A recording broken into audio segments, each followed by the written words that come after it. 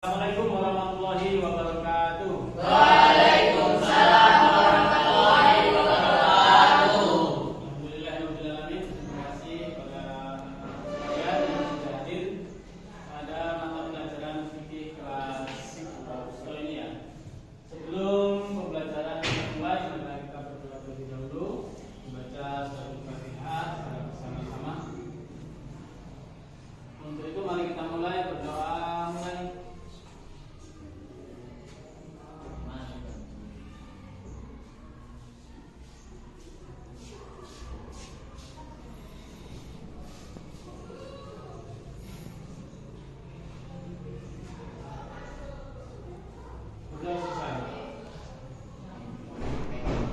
Untuk pelajaran hari ini kita berada di bab tentang toharoh ya, toharoh atau bersuci. Sebelumnya sudah ada yang tahu apa itu toharoh? Dari teman-teman, dari anak-anak sekalian, ada yang tahu sekilas dari kata toharoh? Membersihkan toharoh, Membersihkan diri. membersihkan Diri. Terus apa lagi? Yang lain ada? Membersihkan dari hadas kecil dan hadas besar. Ya. Ada lagi satu lagi? Siapa? Mensucikan diri. Pengertian toharoh. Baik, sebelumnya ya kenalkan sebentar.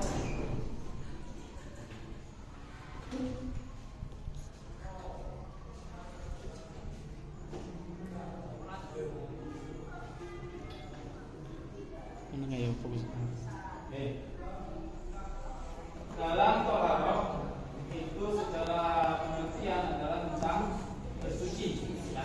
Bersuci baik itu mensucikan tubuh kita, badan kita, atau juga pakaian kita. Dari apa? Dari najis. Atau bisa disebut hadas kecil atau hadas besar. Kalau hadas kecil contohnya apa?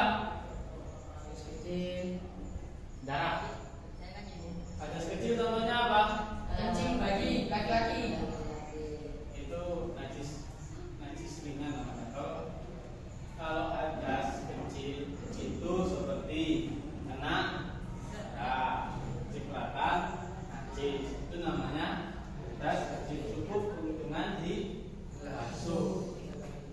Kalau hadas besar contohnya apa? Kalau hadas besar itu cara menentukannya kita harus apa mandi, itu namanya hadas besar. Ya. Untuk teman-teman sekalian, dalam hal ini najis ya, najis itu dibagi menjadi berapa? Yang tahu? 3. Baca 1. Najis mutawasito. Hah? Mutawaffa. Kalau najis mau apa najis apa? Najis ringan. Yang ringan. Nah.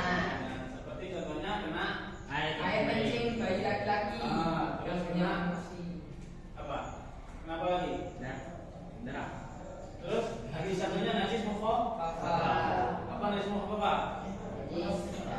Tahu tawasito? Najis tawasito apa? Najis sedang.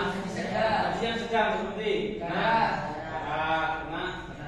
kotoran hewan atau cipratan air kencing. Ya. Kemudian yang terakhir adalah najis Mughalladhah. atau bisa disebut najis berat atau najis besar. Cara mensucikannya Pakai pasir. dibasuh sebanyak 7 kali. dan terakhir memakai pasir. Kalau najis mughalladhah itu seperti apa contohnya? Kenapa? Air liur anjing. Air liur anjing atau Babi. Itu ya. Terima kasih untuk teman-teman semua yang hadir. Untuk pelajaran toharoh ini nanti kita akan membuat kelompok. Ini nanti kita bagi jadi 3 kelompok. Tugasnya adalah bagaimana cara mensucikan 3 najis tersebut. Ya. Bagaimana cara mensucikan 3 najis tersebut. Nanti najis apa bagaimana mensucikannya, najis mutawasito bagaimana mensucikannya, dan najis mughalladhah bagaimana mensucikannya. Untuk sebelum kita mulai untuk berkelompoknya, dari pengertian toharoh tadi ada yang nanya kan?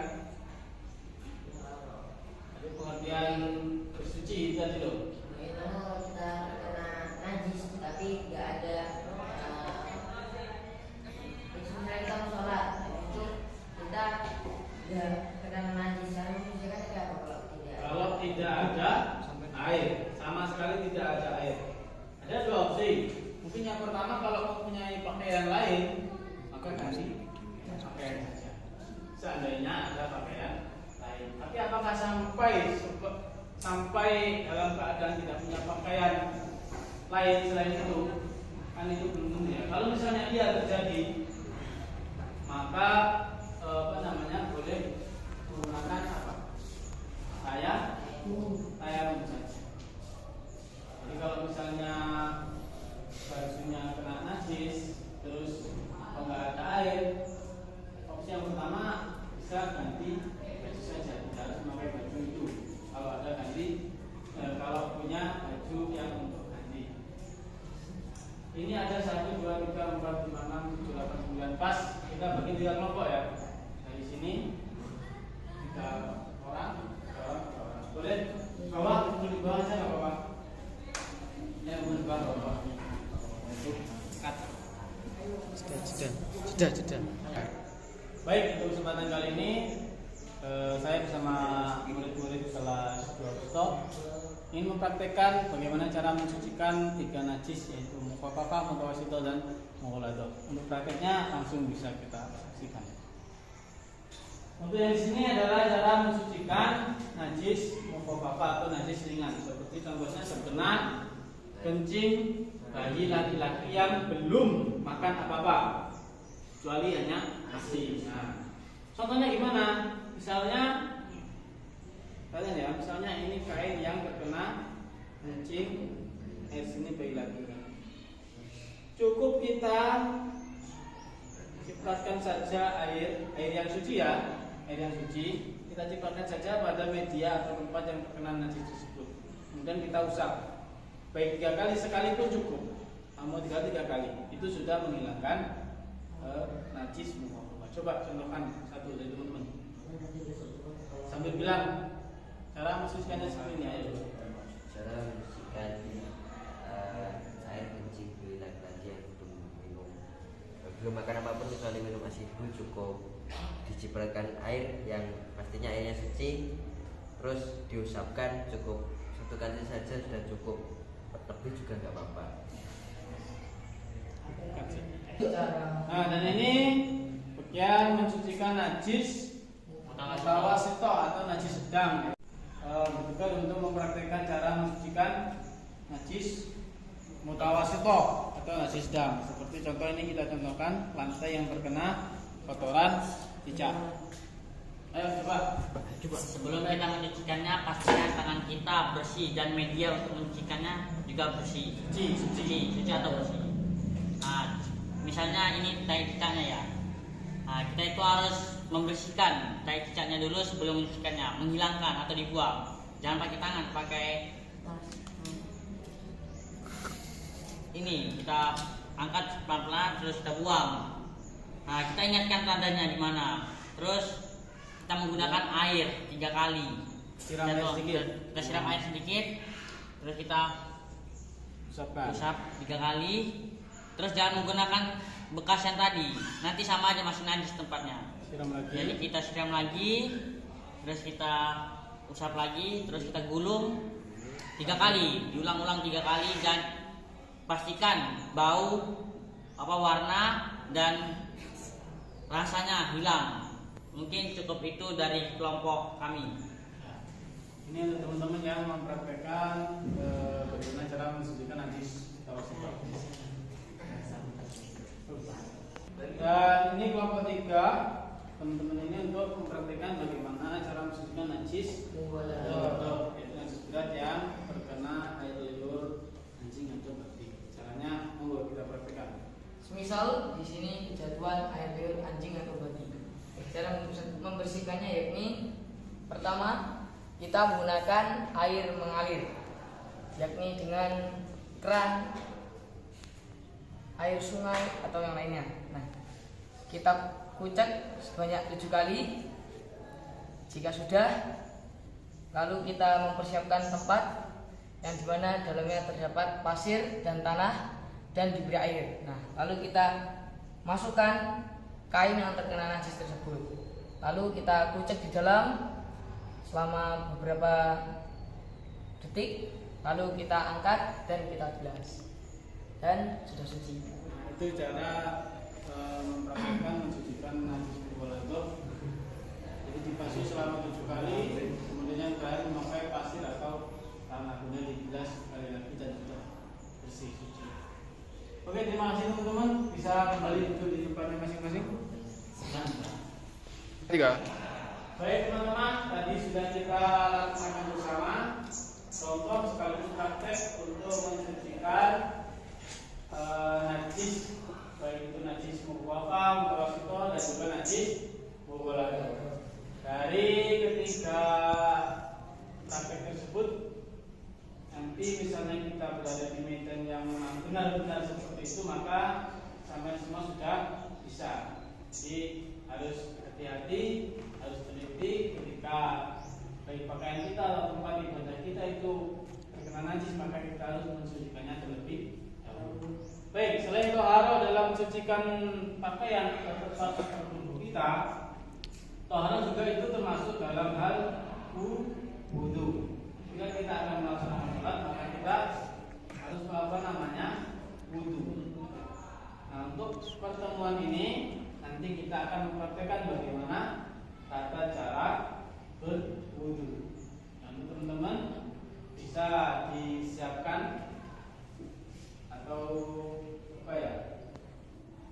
secara runtutannya atau urutannya bisa disiapkan bagaimana cara wudu yang benar. Dalam hal wudu ini nanti kita akan praktek bagian wudu yang terkena air wudu harus bersih dari apa? Minyak, cat, yang itu nanti menutupi air untuk masuk ke pori-pori kita. Itu harus kita pastikan bersih sehingga air wudu kita itu meresap pada pori-pori kita dan wudu kita itu sah. Ketika wudu kita sah, maka sudah wajib itu sholat kita juga sah secara kaifiahnya. Baik, sebelumnya tata cara yang pertama adalah berdoa dulu ya. Bagaimana doanya? Bismillahirrahmanirrahim. Allahumma inna nas'aluka amal wudu'i wa amal kalau pakai nawa itu gimana? Nawa itu wudu'a lirafil hadasil asghari fardo lillahi ta'ala. Kemudian membasuh tangan. Dari telapak sampai pergelangan, masuk tangan. Setelah itu kemudian apa? Kumur. Berapa kali? 3 kali. Kumur 3 kali. Membuangnya kemana? Kiri. Ke kiri. Disunahkan untuk membuang ke kiri, ke kanan atau ke bawah. Ke kiri. Setelah itu apa? Hidung. Menghirup air ke hidung atau namanya apa? Istinsyak ya. Memasukkan air ke dalam hidung supaya bersihkan kotornya ada dalam hidung. Berapa kali? 3 kali. Nah, setelah itu mengusap wajah. Ada 2 versi. Ada yang menggunakan dalil bahwa kuping ini tidak mengikuti wajah, nanti ada sendiri. Tapi kita pakai versi yang dari muka langsung ke telinga. Jadi ambil air wudhunya sini, kemudian langsung sini ya. Nah, telunjuk kita masuk ke dalamnya setelah ini, kemudian yang dari jempol ini dari belakang diputar ke atas. Ya, gitu ya, diputar ke atas. Itu sebanyak 3 kali. Nah, setelah itu apa? Membasuh tangan. Membasuh tangan mulai dari tangan kanan. Berapa kali? 3 kali. Masing-masing 3 kali. Usahakan misalnya kita membasuh tangan sampai siku, maka yang selanjutnya adalah mengusap kepala. Jangan gini ya. Ada yang gini tapi nggak tahu saya gimana itu dalilnya. Kita pakai yang ini. Air kemudian kita semprotkan begini. Dari depan ke belakang, tarik ke depan lagi. Ya. Coba 1, 2, 3. Nah, belakang. Depan lagi. Nah, itu praktik yang selanjutnya adalah membasuh apa? Kaki. Sampai mana? Sampai mata. Kaki. Atau sampai dengkul gimana ya? Terserah. di sela-sela ini yang dibersihkan. Seperti hadis Nabi yang disampaikan bahwa ada orang disiksa di dalam kubur. Kenapa? Karena tidak apa? Tidak bersih ketika berwudu. Tumitnya ini yang sering nggak kena. Jadi jangan cuma biar ini nggak boleh, harus digosok. Ya, pastikan semuanya terkena. Nah, itu tata cara wudu. Sebelum kita melaksanakan sholat atau beribadah kepada Allah, maka kita harus melakukan yang namanya wudu terlebih dahulu atau bersuci. Itu ya. Baik, itu yang bisa saya sampaikan pada pertemuan kali ini. Dari teman-teman mungkin ada pertanyaan? Ya. Jadi itu ya, ketika nanti kita berada di lapangan yang sungguh-sungguh, maka kita praktekkan juga dengan sungguh-sungguh. Jangan sampai lupa tata caranya, doanya, baik itu membersihkan, mensucikan hadas kecil, hadas besar, najis, mukhafaf, musyrik dan muladah, ataupun juga praktek dalam berwudu. Terima kasih, itu yang bisa saya sampaikan. Saya akhiri. Assalamualaikum warahmatullahi